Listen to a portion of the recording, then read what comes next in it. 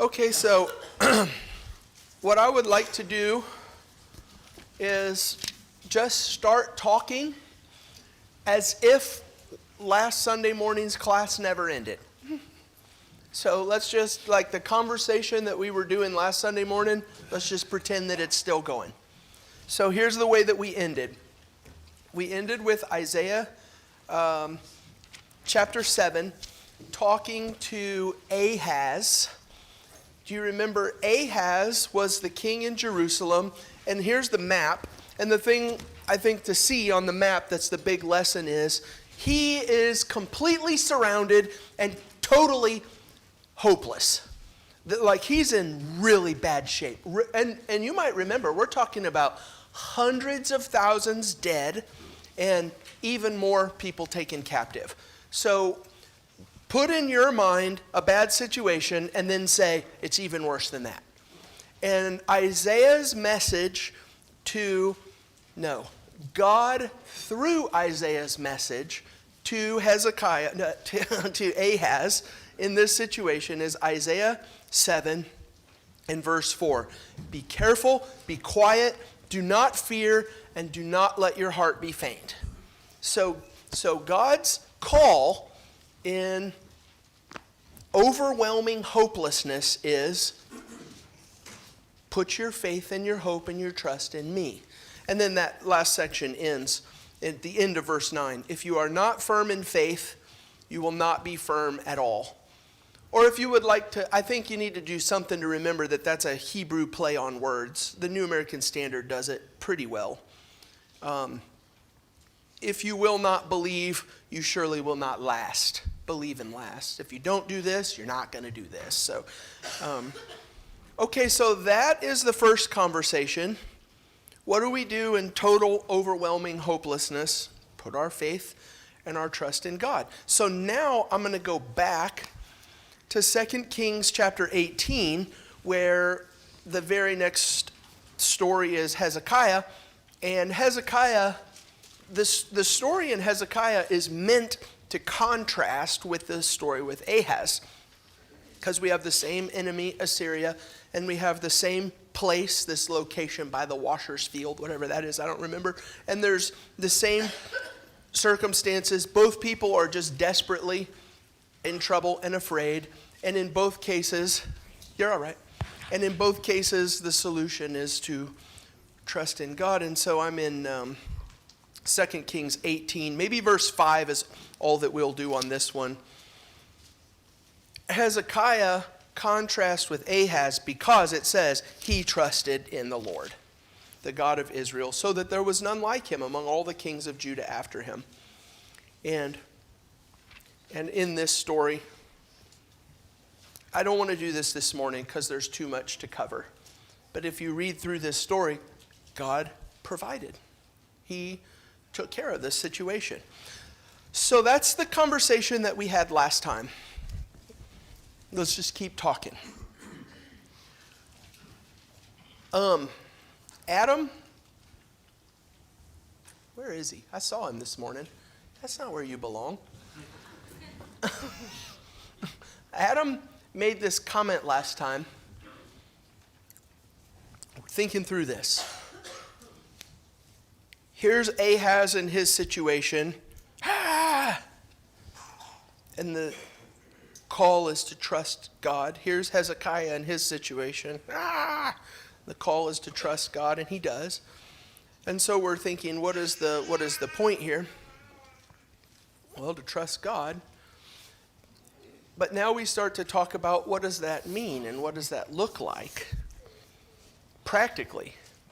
Because Adam's comment was, so often my response is, I wrote this down in my notes after class. Adam started talking about just do something. Start pulling levers, what do we got to do? Just do something. I want to throw one more thing out there, and then I want to open it up. And I'll just tell you right now, I don't have the answer to this question. So I need this conversation because I don't have the answer. But I want to throw one more piece into this. 2 Kings chapter 18. in everything that we've talked about, Hezekiah putting his trust in the Lord where Ahaz did not is not Hezekiah sitting on his hands saying, I'm just going to trust the Lord. So we push forward. I'm going to start in verse 5. 18 in verse 5. He trusted in the Lord, the God of Israel, so that there was none like him among all the kings of Judah after him, nor among those who were before him. In verse 6. For he held fast to the Lord. He did not depart from following him, but kept the commandments that the Lord commanded Moses, and the Lord was with him. Wherever he went, he prospered. Listen to this. So there's the trust part. It says, he rebelled against the king of Assyria and would not serve him. That says something that he does. Verse 8. I don't want to take the time to do this, but part of the rebelling against the king of Assyria, Eric Awad made this point last Monday on that. Part of what that looks like is making preparations for the invasion that's coming. The contrast is he trusted the Lord where Ahaz did not trust the Lord, but he said, we got to execute this monumental task and dig a giant tunnel through stone so that we can have water when the invasion comes. So he's not sitting around saying, I'm just going to trust the Lord. He mobilizes. We're going to do this thing. And then also it says in verse 8, he struck down the Philistines as far as Gaza and its territory from the watchtower and the fortified city. So, we're surrounded, and he's like, get the army ready. So then here's some of the things that I wrote down. What are the key different... Let me say this one more time. Sometimes I write down these questions as prompts to get ready for the next thing that I want to say. These are not prompts. These are my questions. Rob came in this morning and he said, you ready to tell us what we need to know? I said, no, I'm not ready to do that at all. I'm ready to ask the question so you can tell us everything that we need to know. What are the key differences in these two stories? What did Ahaz do that was wrong? And what did Hezekiah do that was right? Where is the line between trusting God and working to try to make something happen and doing God's work? Like, Ahaz did not trust God. He did all this stuff. Hezekiah did trust God, but also did all of this stuff. So imagine a scale. Where is that line in trusting and doing? What's the key difference between Ahaz and where he looked for salvation, and Hezekiah and where he looked for salvation? These are the kinds of questions that I have on my list. So, what do you think? Yeah, Ryan? Is it maybe their confidence in the outcome? One of the first stories we looked at was Abraham and Isaac, and he was confident whether Isaac died or did not die, that he would live again. He thought that he would be resurrected. And so I wonder if it's a faith that is driven by the certainty and the confidence in the outcome.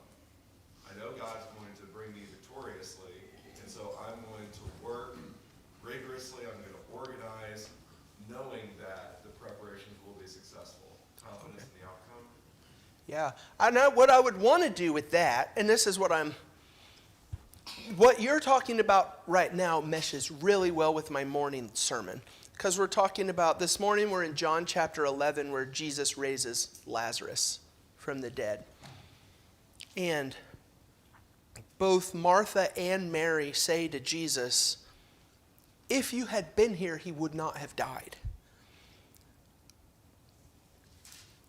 And he raises Lazarus from the dead. But sometimes God doesn't do that. Like sometimes he does, but sometimes he doesn't. But our confidence would be, but he will.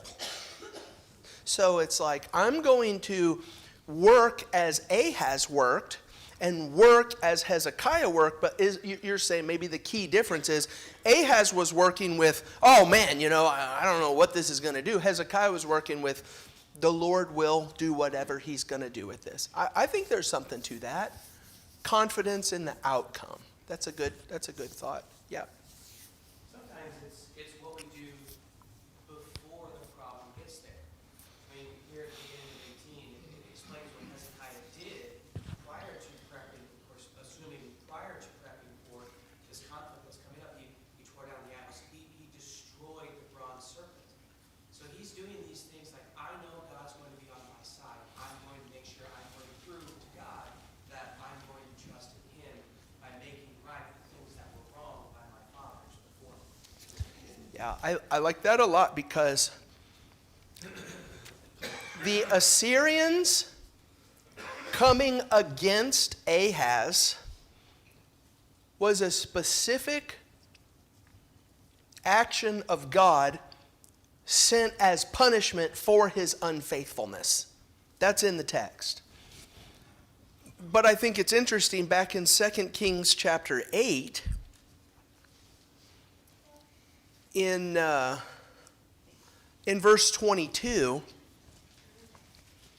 when the king of Assyria comes down against Hezekiah, he says, if you say to me, we trust in the Lord our God, is it not he whose high places and altars Hezekiah has removed?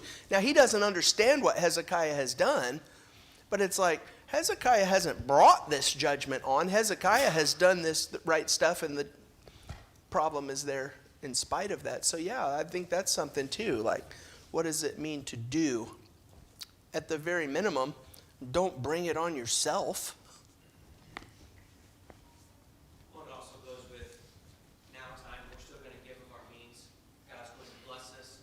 May not be monetarily that he's going to bless us. He's going to bless us in his specific ways. We're going to still obey him regardless, just like, what you just said with Mark saying, if you were here, he would have been saved. Well, it was such a point in time as this that this happened exactly how it was supposed to happen. We can't see outside the timeline of time, in essence. God sits outside the timeline, so he sees beginning to end right now as we speak. So we don't understand, but we do understand. I'm going to do everything he says because I trust in him. I'm prepping for that blessing that I'm getting in the future. Okay, yeah, good. Megan, you said, I saw you. Yeah, so when you look at Isaiah 7, God comes to Ahab before he even is attacked. He's surrounded, but he's not attacked yet. And he says, ask a sign. I will give you any sign you ask, and you will know that I will deliver you. And he says, I don't need a sign. And he's not saying I don't need a sign because he trusts God. He's saying, I don't need a sign because I can do it by myself. Yeah, I'm going to do what I'm going to do. I don't care. Yeah, I can do it all by myself. I don't need you. And so I think that's where you can draw the line. Ahaz said, I'm going to work, and I'm going to get us out of this mess. And Hezekiah said, I'm going to work, and I'm going to trust that you're going to take my work, and you're going to multiply it to get me out of this mess. Yeah, that's really good. That's really good. Ryan, would you do your ambulance story? Ryan did a thing on Monday when we were talking about this at the Mackey Mondays. You just go ahead. I won't say. I was saying when I'm on the ambulance and I show up to a call, there's two different kinds of people. There's the kind of person that's sick and has called me, and then when I get there, they want to tell me what to do, and they want me to do it their way. They have confidence that when I show up, things are going to get better, but they want to tell me how to do it. And then the other kind of person is the little old lady that's sitting out on her front stoop with her medication list and her identification and says, okay, what do you need? And there's a big difference in how things go between those two calls. Yeah. So both have faith that you're going to be there, but one has faith that we're going to do it your way. One says, let's do it my way, even though they don't know what to do. Yeah, so I want to keep pushing the conversation forward, but I think it's interesting to at least to do this. This leads us into our class for this morning, which is active faith. And here's what we've done in this class. What is faith? You have to do this. I think we have to do this. The foundation of faith, like the very foundational meaning of faith, is belief. There is no such thing as faith that doesn't believe. That is, believe in and also believe. And so we have really developed that faith is belief. But faith is not only believing. Even the demons believe, but they don't have faith in. So there's belief, there's trust. That was our second major thing that we've talked about. Faith is more than belief, it's trust. I'm not going to believe, I'm going to trust. And that's the reason why we went to Hezekiah versus Ahaz, because Hezekiah trusted and Ahaz did not. So in this class, we've done two things. Faith is belief, faith is trust. We're going to start a third thing. There is more than belief and trust, and that is there's action that is driven by belief and trust. So here's a couple things that I think are interesting to talk about. I know that nobody cares about definitions, but I always start with them. This is the Lexham Bible Dictionary. Hey, this is a free resource. You have to make a Logos account. Logos.com, make an account, and then you can get in. It's online. You can get on your phone in an app, or it's everywhere, your computer, whatever. This is a free resource, Lexham Bible Dictionary. And if you only make a Logos account to get this resource, it would be worth it. The Lexham Bible Dictionary is top tier. It's really, really good. So here's the article on faith from this. In the Old Testament, let me get out of you. Oh, wait. In the Old Testament, faith is regarded as trust in. It's more than an element of assent to. That's belief. So that's what it is. It's not just belief. It's not just trust. It's a matter often discounted in formal theological articulation. But trust is not to be understood primarily in emotive terms. Sorry, internet people. I just gave you a bass beat. It's not only in internal, thinking heart terms. Trust is not just something that we do in our heart. Trust is a practice that entails obedience to Torah, to the law, and its specific requirements. So here's another one. The reason why I'm throwing this piece up, this article is quoting another guy. Seckenfeld glosses. A gloss is just a definition. So if you open up a dictionary and you read a definition to a word, that's called a gloss. Seckenfeld says faith is loyalty. That's one good definition. What does faith mean? Loyalty. And then I got maybe three more for you here. I know this is not a part of the class, but sometimes it's worth mentioning to these. Every once in a while, people will call and they'll ask, hey,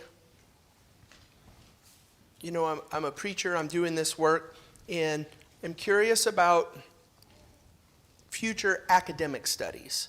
The question is always something like this. Is it worth getting a master's degree or a PhD in biblical studies? And before you do that, you want to ask, is it worth it? And my answer is always, there's two things. And they're dependent on this. What is the thing that you want to accomplish? Because we all have to play the dumb game. If the thing that you want to accomplish is to get a piece of paper that's going to open doors that cannot otherwise be opened, then yes, you have to do that. We all have to play the game. If you need to open that door, then you have to have the key. But most of the time, that's not what people want to accomplish. People sometimes just say, no, I just want to learn. I just want to learn something. In which case I say, this series, InterVarsity Press has a series, there's 8 of them. And they're called Dictionary of. Dictionary of the Pentateuch, Dictionary of the Historical Books, Dictionary of the Prophets, get into the New Testament, the Gospels, Dictionary of Paul. There's 8 of these books.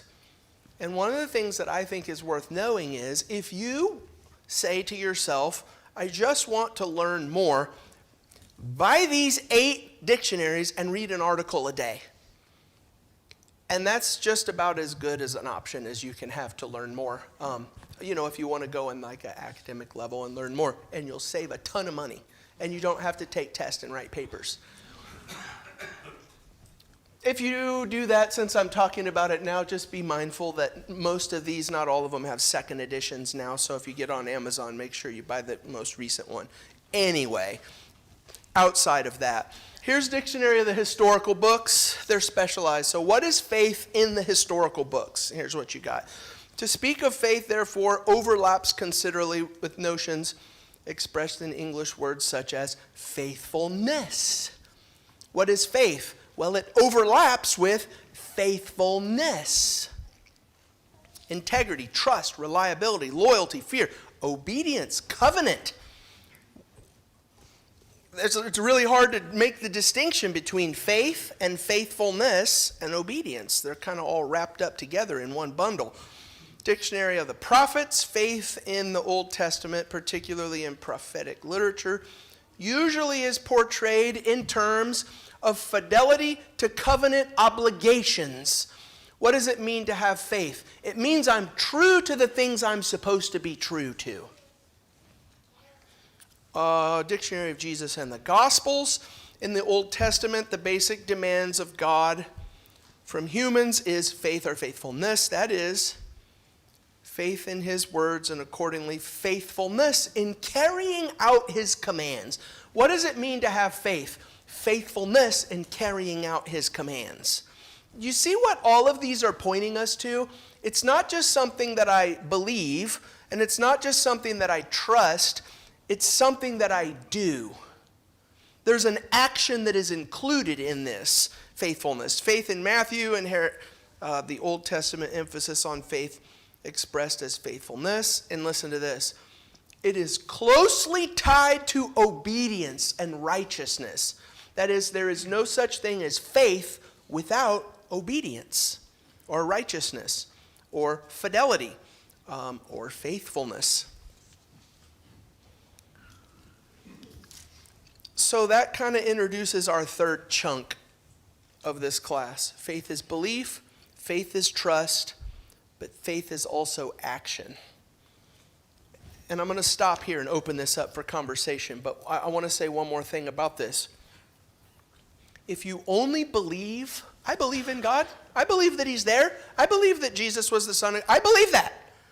If I only believe but I don't have trust and action, then I don't have faith. If I trust without belief and action, I don't really know about all that, but I'm going to trust, I'm going to trust that God's going to take care of this, but I don't really believe it and I'm not doing anything about it, then I don't have faith. If I believe and I trust, but I don't do anything about it, then that's not faith. This whole quarter is about defining and understanding faith. And so we've got 3 major elements that you cannot do without. Is there anything you want to say about any of that before we look at the text? Mark? So, I keep going back to this text from Isaiah 7, and we've been comparing Hezekiah, we've been comparing Ahaz, the two, and Hezekiah was green and Ahaz was red. And Ahaz didn't do these things. Maybe he believed. Maybe, I don't even know if this would be true, but maybe he had trust. Okay, I don't know. But he didn't do the action part. And then I think about myself. Maybe I'm in that camp where I believe and I trust, but I don't do the action part. Many times there's like another key in there. Maybe I'm guilty. I feel guilt because I'm not who I need to be, or I feel like I've let God down, I've let people down. How can I ask for this thing because of this guilt that's in there? But I'm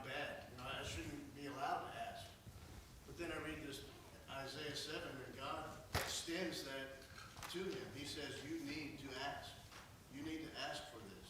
And even Ahaz was told, you need to ask for this. Yeah. And if Ahaz can be told, you need to ask, he should have. But I should too. I shouldn't let the guilt or the despair of, we were talking last week about he was surrounded on all sides, and where could he go? Well, the answer was, where could he go but to the Lord? He didn't do that. Yeah. He should have done that. Yeah. And we can't let ourselves get in the way of that sometimes. I would really like to stop here for 1 second, because in my class notes, whenever you say questions and comments to me, I write them down and I think, where can I address these comments in class? And I've got 3 different people who have asked the question, where does prayer belong in this faith conversation about how do I have faith in God, and then ask him, like, am I not putting my faith in God if I'm asking and saying, God, I want to do it this way, can you do it this way? And I think that you really have opened the door for that conversation to say, no, God is telling us, I want you to come to me and ask for salvation. I want you to say, I'm in a hopeless situation, God, please save me from it. And it's like he's saying, that's what I want you to do. So perfect. Thank you for giving me that open door. From the beginning all the way to now and probably the future, it seems that the way that God presents a solution to us does not always align with what we had in our mind. I mean, just the Israelites, the Jews, they were looking for a specific kind of Messiah. Jesus did not match that, so they totally missed it. Makes me think of the joke of the guy that was on the roof, the floods were coming, boat came along, said, no, God's going to save me. Then, a bigger boat and a helicopter, and he doesn't take any of them. He says, no, I pray to God he's going to save me. And he dies. He gets up there and says, God, why didn't you save me? He said, I sent a boat, a canoe, and a helicopter. Yeah. What God has given us, we just don't see it because we have it in our mind a different way. And so when it doesn't play out the way we have it in our mind, it has the ability to really wear on our faith. Yeah. And so I think it's been happening. I mean, Cain and Abel. It's just all through the Bible that people, the way they think that they should be doing something, doesn't match up with the way God wants them to do it, and it really destroys their faith. So we've got to be open to keep our eyes open to the way God's taking care of us on God's timeline, and it's not always on our timeline. Yeah. Think it was going to happen, and that can really deteriorate our faith if we're Yeah. not there. And those things that you're talking about right now really mesh with the concept that we have of faithfulness. I'm going to do the belief, I'm going to do the trust, but I'm also going to do it your way. How you said in all of this, Becky. Well, I don't know if we're gonna talk more about 2 Kings 19, but, obviously Hezekiah has a different relationship with God than Ahaz had, but he did try some things and he was successful in battle, and then ultimately he had to do some of the same things Ahaz did. He had to give some gold and silver to Assyria to kind of keep him off, but ultimately that didn't work either. And in the beginning of chapter 19, he gets this terrible news that Assyria's like, hey, you better not trust in your God, I'm coming for you. And you see him tearing his clothes, going to the temple, going to seek God's word from Isaiah. And then again in verse 14, he receives the letter from him, and he just goes before God, spreads the letter before him and prays. And God gives him a message and says, I'm going to take care of it. And Yeah. he does. It's not something that Hezekiah does. He takes care of it divinely. So I know that you have to do things, but praying and going to God is doing something. Yeah. And that is showing your faith. And what I'm trying to do in this class is to say, all of these things have to be bunched together in one big ball. You can't just do one. You can't just pray and say, I have faith. You can't just believe and say, I have faith. It's like a cheese ball, If you miss an ingredient, then there's not going to be any bacon in it. You got to have it all, or it's not going to be. Let's do one more thing, and then I want to push forward into text. I'm in John 14,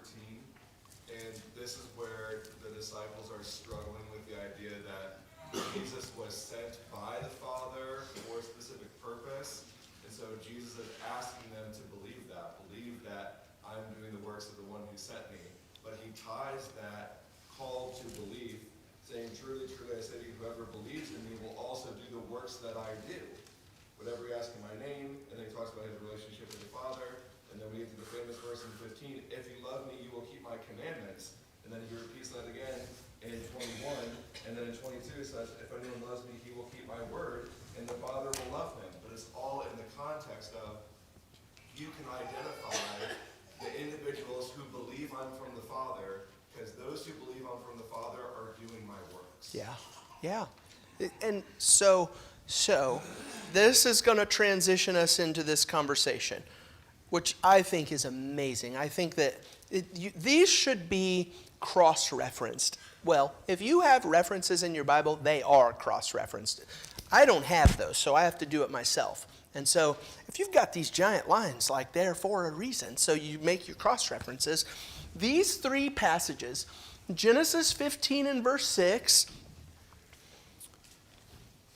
you're going to have a son. And Abraham's like, I don't know how that's going to happen. But he believed, and God counted that belief to him as righteousness. That was our first class, belief. He believed. Okay, don't make it harder than it is. He believed it.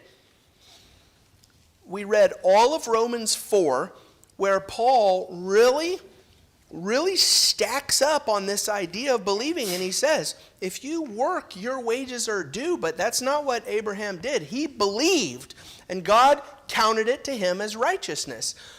But the cool thing about Genesis 15 is that James also uses Genesis 15. Abraham believed God, and God counted it to him as righteousness. But James uses it in the sense of working, doing. Not just believing intellectually or trusting in our heart, but doing. So James chapter 2, starting in verse 14. I'm just going to read the whole section, even though there's only one small section that does with Abraham. James 2, verse 14. What good is it, my brothers, if someone says he has faith but does not have works? I trust God, I believe in God, but you don't do anything about it. What good is that? It's worthless. He's going to say nothing. It's not good for anything. If a brother or sister is poorly clothed, then, I left out a part. Can that faith save him? If a brother or sister is poorly clothed and lacking in daily food, and one of you says, go in peace, be warmed and filled, without giving them the things needed for the body, what good is that? You've said the words, but you haven't done anything about it. What good is it? It's worthless. Ask the guy who's hungry. It wasn't good for anything. 17, so also faith by itself, if it does not have works, is dead.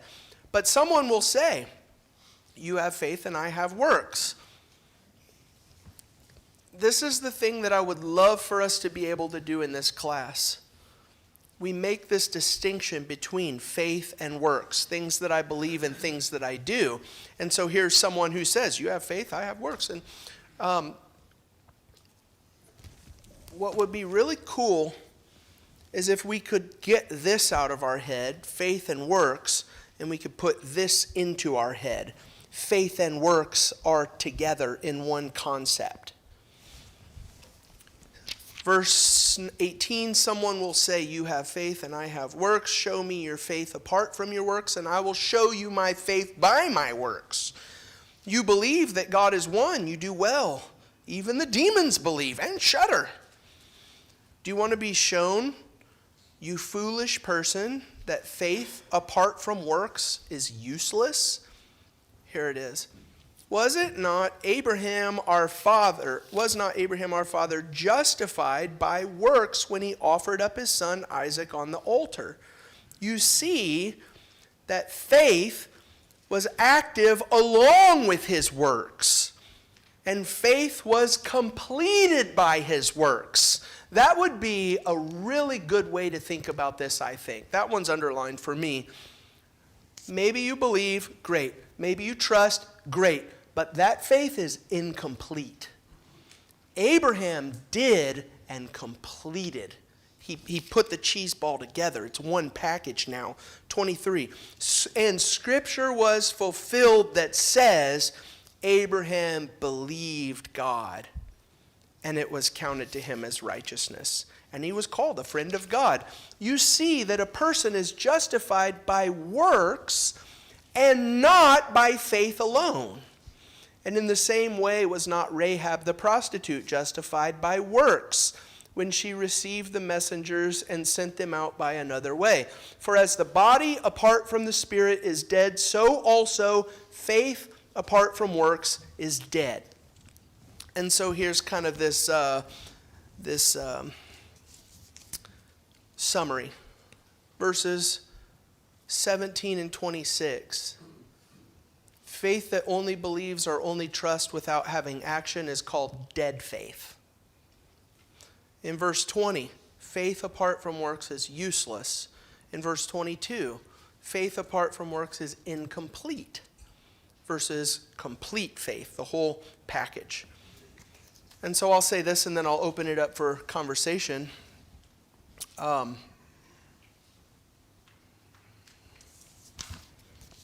If a person says, I don't know how to do this. I'm not saying you should say this to somebody. It's just for class. But if a person says, I have deep and abiding faith and trust in God, but they don't have faithfulness to do it God's way and to do what he said, then what James is saying is, no, you don't have faith. Or maybe you would say that faith is empty or incomplete. And so what we're looking for is the full package of faith that believes and trusts and does. You can't have faith without any of those. Yeah, Adam? I've been thinking about the story Jesus told about the people given the talents as an example of some people who activated their faith and others who waited around. So I think all three people given talents would have the first level of faith. Hey, I believe that he's coming back and that there's going to be an account for what I've done. And for two people who are rewarded, that faith motivates them into action. And the other is sitting there passively saying, I know he's coming back, I don't want to mess it up, I'm just going to kind of wait, but not in a sense that really makes my faith move. And he gets, chewed out because his faith did not, inspire obedience.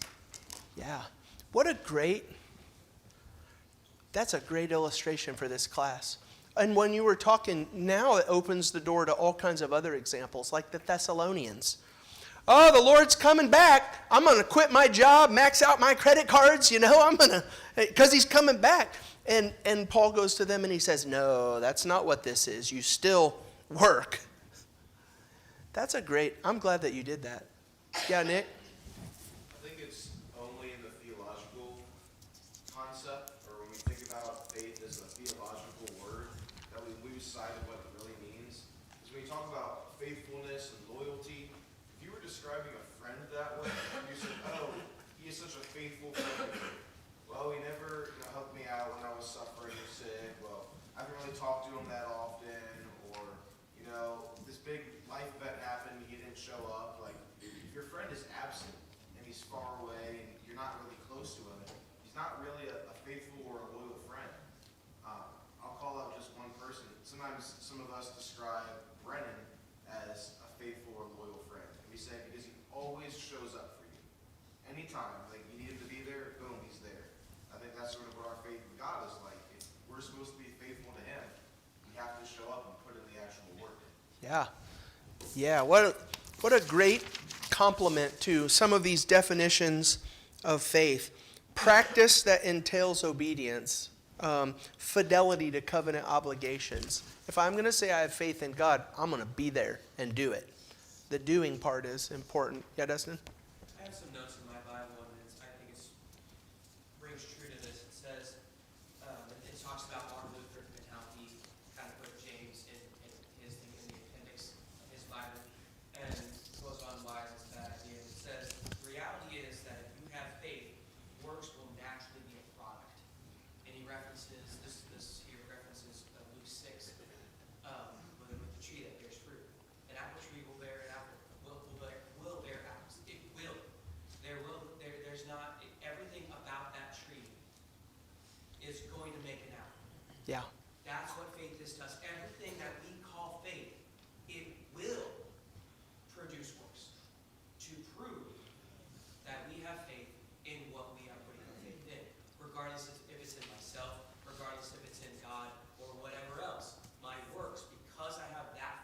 look into. 2 Corinthians 5 and verse 7 says, walk by faith and not by sight. It's that walking aspect that we're talking about. 1 Thessalonians 1:3 and 2 Thessalonians 1:11 both refer to the Thessalonians' work of faith.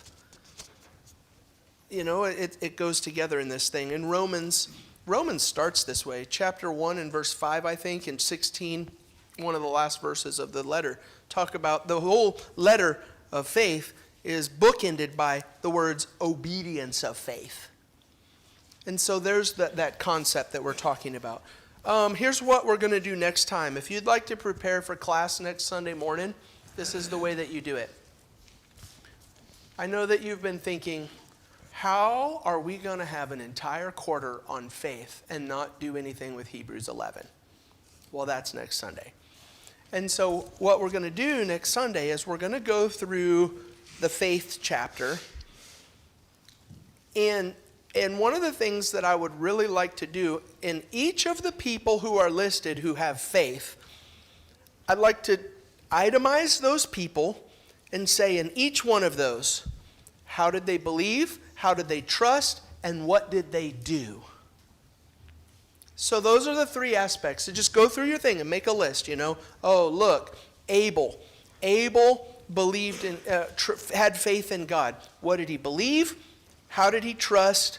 And what did he do that was driven by that belief? Oh, look, Abraham had faith. Same three questions. Moses, Noah had faith. Same three questions. And what you're going to see in each one of those is going to be every one of them deeply believed God. They put their trust in him. Oh no, a flood's coming and it's going to destroy all of creation, but I trust that God's going to take care of this. And all three of them did something about it or acted because of that faith. That's what we're going to do next Sunday morning. I'll give you the last word. Would you like it? I appreciate your cheese ball. Yeah. I always ask why. So you've done a real good job teasing out faith plus works equals whatever, and I think very black and whitely, and that I like those things. And then when you said the mesh, bringing together these two, and we've hinted around it. So what is the mesh that is faith and works and binds those together? Well, when you look at God, his desire is us. His love is us. His pursuit is us over and over and over again. And because of that love, we see his outpouring, the actionable, the key performance indicator that we've been kind of talking about with the action of our love for God and what he's done for us. And, with all these different attitudes, the black and white goes away because it's not. It's about God's attitude towards us, his love, his pursuit of us, and that creates something from that love of him coming here to give us this grace. And then our response is not just to go out and do because that's what we're supposed to do, because we love him and his action shows that he loves us. And that is what it's going to look like with our love. Yeah. It doesn't really equate to anything. And it's just a powerful thought. Yeah. I have a problem with thinking, I'll just go out and serve a little more. I'll feel better about my salvation. And it's not where it's at. It's the attitude behind what you're doing. The love shown for your God and where that outpours on others. Good. Yeah. Yeah. It's time to call in the crew. Go ahead. But one of the things that I'm thinking of with your comment is we did a whole class on seeing is believing. God doesn't just ask us these things without having it based on something, which is here's what it's based on. Good. All right. Thank you all. I'll see you now.